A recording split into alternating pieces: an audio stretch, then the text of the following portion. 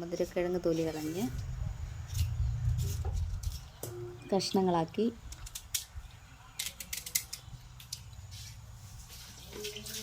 നന്നായി കഴുകിയെടുക്കണം.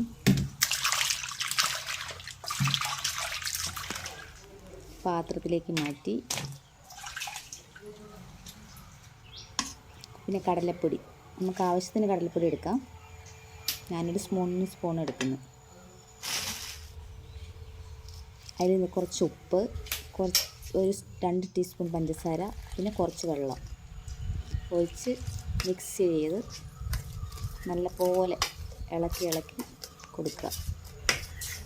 നല്ലൊരു കുഴമ്പ് പരുവമാകുമ്പോൾ ചീനച്ചട്ടിയിൽ എണ്ണ ഒഴിച്ചു. എണ്ണ തിളച്ച് വരുമ്പോൾ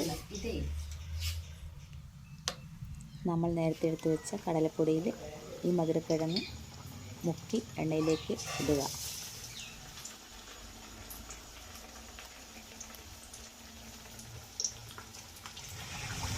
നന്നായി മെലിഞ്ഞ് വരുമ്പോൾ പാത്രത്തിലേക്ക് മാറ്റുക. നമ്മുടെ മധുരക്കിഴങ്ങ് പൊരിച്ചത് റെഡി.